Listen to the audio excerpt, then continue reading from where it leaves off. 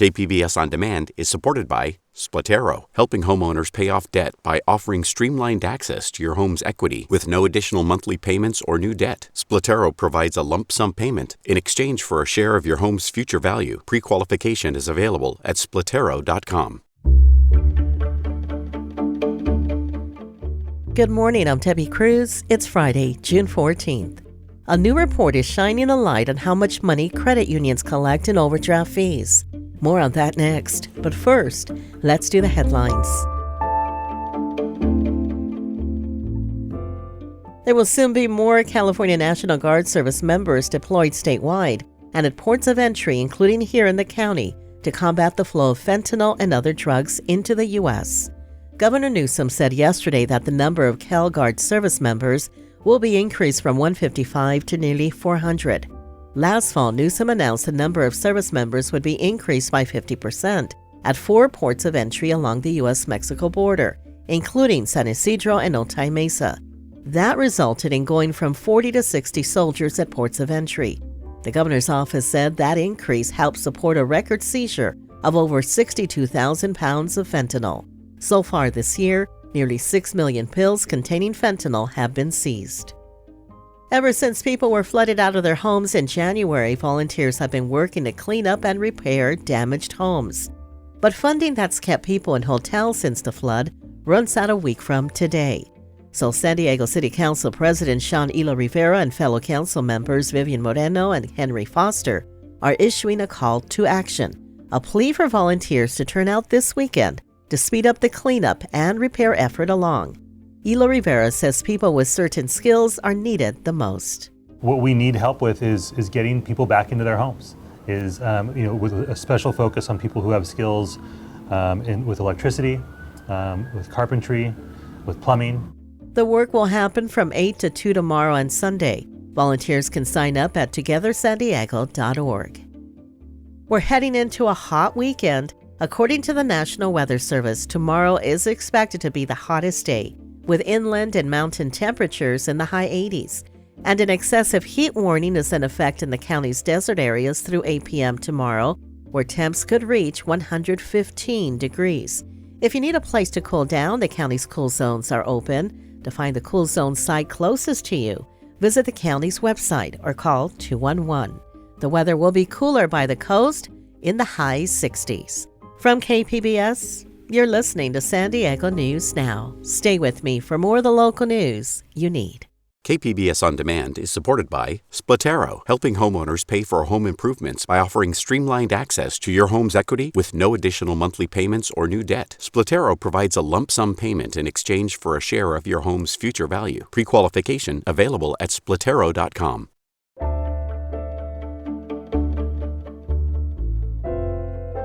The federal government is shining a light on how much money credit unions collect in overdraft fees.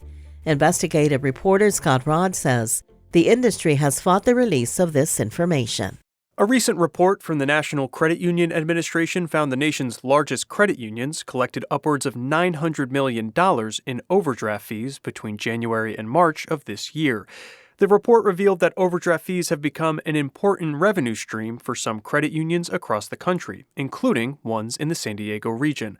It's the first time the federal government has published this kind of data, and the industry isn't happy. Here's Kelly Lay with the National Credit Union Administration speaking during a press briefing last week. We did have some interactions with credit unions and some credit union trade organizations that expressed concern around the agency collecting the data and how it may be interpreted. The agency will continue to collect and publish the data every 3 months. Scott Rodd, KPBS News. A new report documents how the California Coastal Commission blocks and delays housing. Metro reporter Angie Bowen says it comes in the midst of efforts to reform the agency. The Coastal Commission has broad authority over 1.5 million acres along the state's coastline. The report from think tank Circulate San Diego cites examples of the commission delaying approval of mixed-income apartment buildings by as much as 4 years. The report's author, Will Moore, says that makes housing more expensive and forces people into longer commutes. We trust the Coastal Commission to be the guardians of the coast. They have this lovely green halo of environmental protection around them, but that's not how they're behaving. Circulate San Diego is sponsoring a bill that would force the Coastal Commission to streamline approvals of apartment buildings that include affordable housing. Andrew Bowen, KPBS News.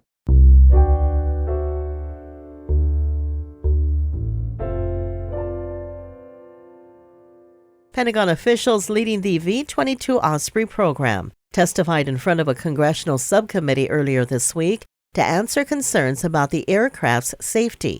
Military reporter Andrew Dyer has more. Over a 2-year span from 2021 to 2023, 20 service members were killed in 4 separate V-22 Osprey crashes. The military's hundreds of Ospreys were grounded after a November crash killed 8 airmen, but have been allowed to resume limited operations. The commander of Naval Air Systems Command, Vice Admiral Carl Chebby, testified Wednesday that won't change for at least a year.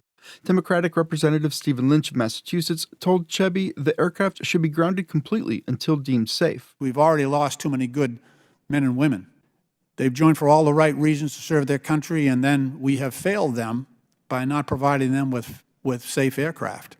I don't believe this aircraft is safe. Families of service members killed in Ospreys attended the hearing. Last month, the families of 4 of the Camp Pendleton Marines killed in a crash in Imperial County 2 years ago filed a lawsuit against the aircraft's manufacturers. Andrew Dyer, KPBS News.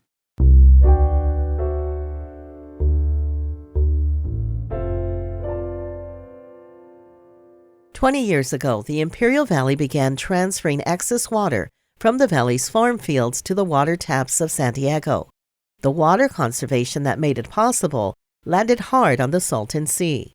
SciTech reporter Thomas Fudge examines a new study that shows the transfer deal is drying up the lake and making dust pollution a bigger problem. The Salton Sea is a terminal saltwater lake. It's a flooded basin with no natural outlet, and the Salton Sea is shrinking. One of the reasons for that is the Imperial Water Transfer deal that brought hundreds of thousands of acre-feet of water to San Diego. San Diego State economics professor Ryan Abman says the biggest effects of that conservation plan were seen 7 years into the agreement. So really, after 2011, we see a notable increase in the rate of decline of the water level, and that leads to then an increase in the rate of increased playa exposure. So more and more of this kind of dust-emitting surface is being exposed every single year. The playa he talks of is the bare lake bed left behind after the water recedes, the result of reduced farm water runoff linked to the water transfer deal. Abman is co-author of a study that examined the resulting dust pollution and who gets affected by it. He says areas with high poverty rates saw the greatest impact. What we have found is that kind of since 2011, the change in pollution has been much more dramatic for these historically disadvantaged communities than for the non-disadvantaged communities. Those findings are borne out by data collected by the California EPA.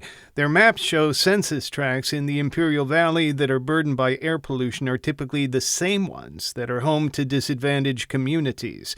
Dust pollution can lead to asthma, for one thing. Dr. Stuart Fleischman is with the Coachella Valley Volunteers in Medicine, a free clinic in Indio. He says all that dust and sand comes in windstorms, causing inflammation and asthma in local residents who breathe it in, especially those who work outside. It can get really bad where you're sitting in a chair and you're wheezing, you can't catch your breath. Because of the chronic inflammation, you're also very subject to infections. The report's conclusion that pollution is hitting low-income communities is no surprise to Tina Shields, the water manager of the Imperial Irrigation District, or IID. Well, I think the entire region could be characterized as low-income or disadvantaged communities. The area where I live, all but one of the towns is classified, according to the California criteria, as disadvantaged communities. The IID and the state of California are trying to reduce dust pollution and ensure that some of that Colorado River water runs into the Salton Sea. Dust mitigation projects include planting rows of salt-tolerant plants to catch the particulates, also plowing furrows to roughen the soil and make it less flat. You have to put the right project on the right soil, though. Surface roughening is not appropriate for sand because you're just stirring the pot, essentially. But if you have lands like in the southern region, which have more of the clay soils, and you do the surface roughening, we found it to be upwards of 99% effective for controlling those emissions. Some people have called the Salton Sea a mistake, caused by a Colorado River dike rupture in 1905. But back in the days when the river ran wild, it would flood and fill up that lake bed quite often. Sometimes the lake would cover an area from what's now Palm Springs in the north all the way to Mexicali in the south. Geologist Tom Rockwell says at times it may have shrunk to the size of a puddle, but there's almost always been a Salton Sea fed by the Colorado River. For instance, in the last 1,000 or 1,100 years, it's flipped course and drained into the Salton Trough 6 times. And when it does, it fills up entirely to around plus 13 meters elevation and then drains back to the Gulf. Today's Salton Sea remains a habitat for fish and migratory birds, and it's the best way to contain windswept dust. I asked Tina Shields if she thinks it will eventually dry up. Not if we can help it. The goal of the Imperial Irrigation District is to continue to have water resources for our community and our agricultural water users. And as long as you have agriculture, you will have runoff. That runoff is still the most important source of water for the Salton Sea. The way things are going, the IID estimates the Salton Sea will stabilize in 2047. It will be 2/3 its current size, with an estimated 130 square miles of exposed lake bed. Thomas Fudge, KPBS News.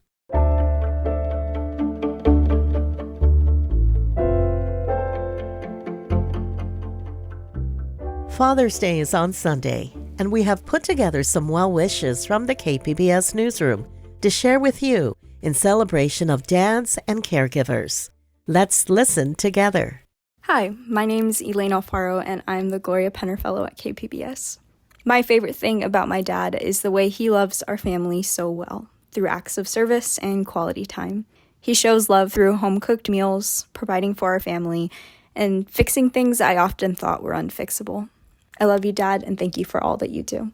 Hello, my name is Alina Jaws. I am a student assistant at KPBS for Radio News, and some things I love about my father is how generous he is to his kids and how he never fails to show up for us and make me laugh when I'm feeling upset. This is Andrew Bowen, KPBS Metro reporter, and this Father's Day, I am incredibly grateful for my dad, Chris. When I came out as gay at the end of high school, he loved and accepted me unconditionally. He would always get really excited when I would open up to him about a guy I was dating or just what it's like being gay, because he knew that that meant he had earned my trust. He never taught me that being a man is about being tough or hiding your emotions. He said it's about having integrity and knowing right from wrong and always doing the right thing. I hope that if I become a father someday, I can live up to the example he set for me. This is Natalie Dudas-Thomas, and I am the social media strategist here at KPBS. This Father's Day, I'm thinking about my dad and all the important things that he's taught me, including everything from how to change a car tire on the side of a freeway to how to operate a chop saw, and the real ever important life skill of how to properly prank somebody. In short, he's a pretty remarkable person who would go out of his way to help anybody in any way he could, and I feel really grateful that he's my dad. Hi everyone, this is Emmeline Mohebi, the producer of this podcast. You may remember hearing me or my name before, but today I'd like to share a message to my dad. My dad, to me, defines what a father is. He puts his children first, he teaches us life lessons, continuously supports us, and always reminds us to be kind to everyone. My dad will do anything for our family and is one of the hardest working people I know. I also admire that he sees the beauty in everything. My brother and I recently made him an Instagram so he can look at videos of all the things he loves, like animals, nature, food, and cars. And now he won't stop sending us Instagram videos. It's so funny, but it's so cute. Thank you, Dad, for being the rock of our family, for always making us feel safe and feeling that no matter what, everything will be okay. I'm so grateful for you. I love you so much. Happy Father's Day. My name's Brooke Ruth. I'm the senior producer of audio news here at KPBS, and I edit this podcast. I enjoy staying behind the scenes, but my dad, Don Ruth, does not. So I wanted to take this opportunity to put him in the limelight and wish him a happy Father's Day. I admire my dad in many ways. His work ethic is amazing to me, and I can't keep up with him, and I don't know that I'll ever be able to. Also, I admire that he is always trying to learn and grow and improve and is never stagnant. He's also my rock, and I appreciate him and want to wish him a happy Father's Day. And a warm and happy Father's Day to my dad. Thank you for taking such good care of Mom and always just being there for all of us.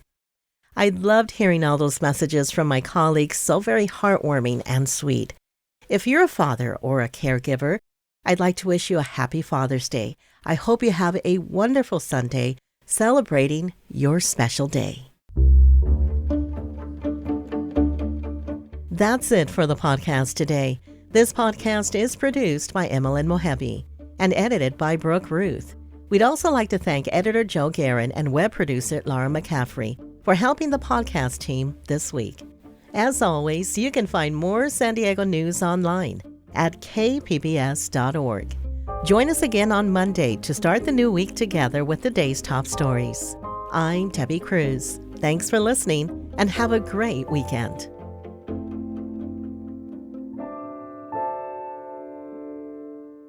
KPBS On Demand is supported by Splatero, helping homeowners pay off debt by offering streamlined access to your home's equity with no additional monthly payments or new debt. Splatero provides a lump sum payment in exchange for a share of your home's future value. Pre-qualification is available at splatero.com.